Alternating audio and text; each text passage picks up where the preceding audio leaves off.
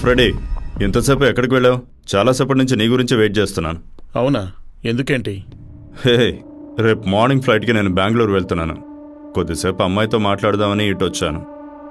తనకు కూడా కొంచెం రిలీఫ్గా ఉంటుంది కదా, ఎంతసేపు అని అలా ఒంటరిగా ఉంటుంది. అది నిజమేలే, ప్రతి ఒక్కరికి చేంజ్ అనేది అవసరమేగా. నేను తిరిగి వచ్చేలోపు నువ్వు వెళ్ళిపోతావు. మళ్ళీ నేను ఎప్పుడు చూసేది? మేం కూడా అక్కడికి వద్దామనుకున్నాము, వస్తే ఆంటీ ఏమని అనుకుంటారని. మరేం పర్లేదు, ఇంకా టైం ఉంది. ఫ్రెడీ, నేను బయలుదేరుతాను. ఒక విషయం మర్చిపోయా. ఆ పైన ఒక ఫ్లాట్ కొన్నామనే విషయం నీకు ఇంతకు ముందు చెప్పాను కదా. జోసెఫ్తో క్లీన్ చేయమని చెప్పాను. వాడేమో ఊళ్ళో లేడు. ఇదిగో దానికి వాడు రాగానే ఇవ్వు. 4-5 సంవత్సరాలుగా తాళం వేస్తున్న ఇల్లే. ఇంతకు ముందెవరో అక్కడ ఆత్మహత్య చేసుకున్నారు. ఆ భయంతోనే ఇప్పటివరకు ఎవరు రాలేదు.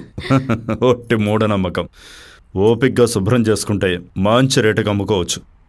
మాటల్లో పడి మర్చిపోయాను, చాలా టైం అయింది. ఇక నేను బయలుదేరుతాను. పాప ఎదురు చూస్తూ ఉంటుంది. వెళ్ళనా? వస్తాను.